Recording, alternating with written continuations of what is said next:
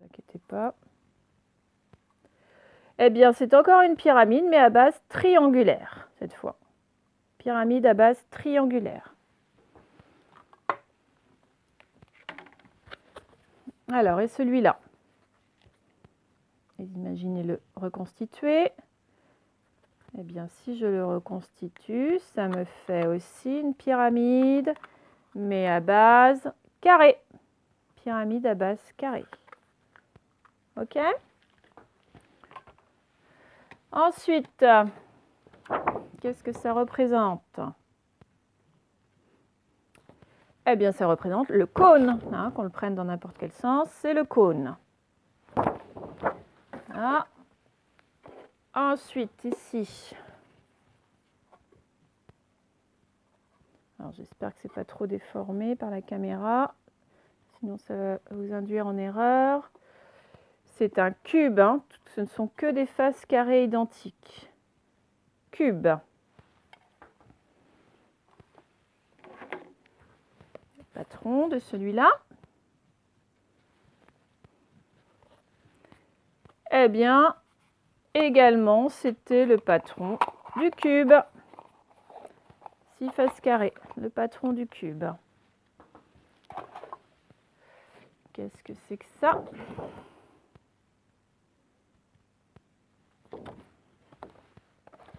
Eh bien, c'est ma pyramide à base carrée.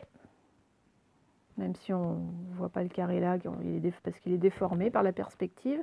Mais c'est la pyramide à base carrée. Alors ensuite, nous avons ça. Qu'est-ce que c'est? Eh bien, c'est mon cône. D'accord? Mon cône. Nous avons ça. Eh bien, c'est le patron de ma pyramide à base triangulaire, cette fois. Vous voyez, que des triangles. Nous avons ça.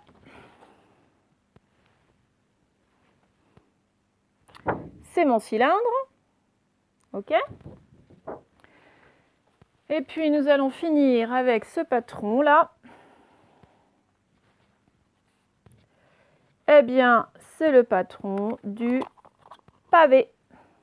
Hop là. Le patron du pavé.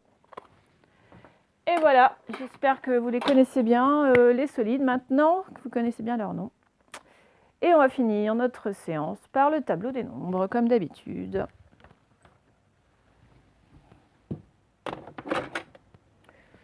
Hop.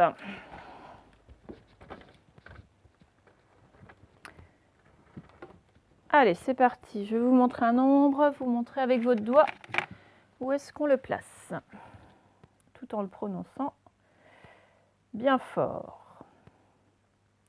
Alors, c'est le nombre 45, 4 dizaines, 5 unités. Choc, ici, 45, 46, 47, 48, 49.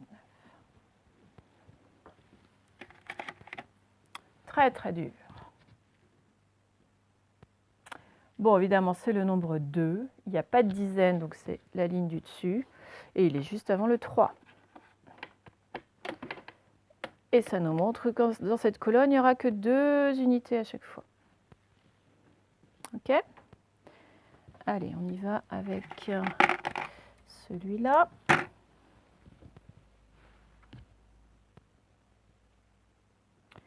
Alors, 3 dizaines, 2 unités, ça fait 32. 3 dizaines, 2 unités, 32 ici. Regardez, à partir du 32, je vais compter de 10 en 10, donc en rajoutant une dizaine à chaque fois. On a 3 dizaines, on a 4 dizaines, 5 dizaines, 6 dizaines. Ce qui nous fait 32, 42, 52, 62. Ça finit toujours par un 2 puisqu'il n'y a que la dizaine qui change.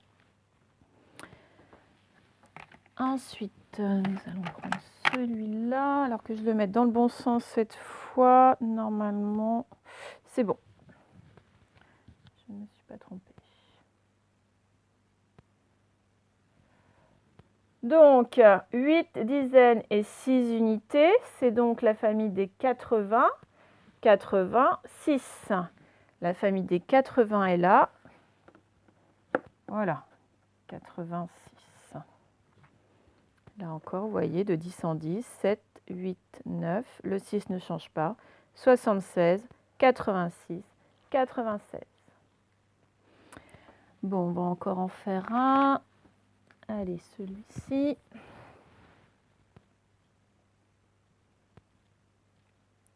Bon, bah, c'est le nombre 19. Il est dans la famille des une dizaine. Mais lui fait partie de ceux qui sont normaux, qui sont logiques. Hein. 10, 9, c'est ce que je vois, c'est ce que je lis. Contrairement à ces 6-là. Et un dernier.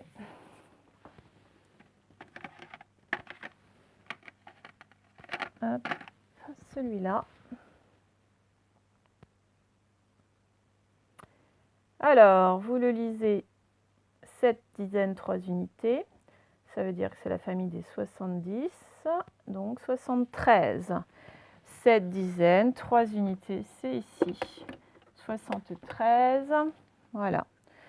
Je suis dans la colonne des 3 unités. Oula, il est mal mis celui-là. Voilà.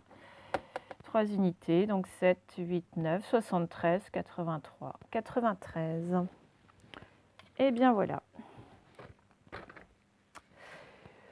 Bon, et ben on se retrouve donc jeudi pour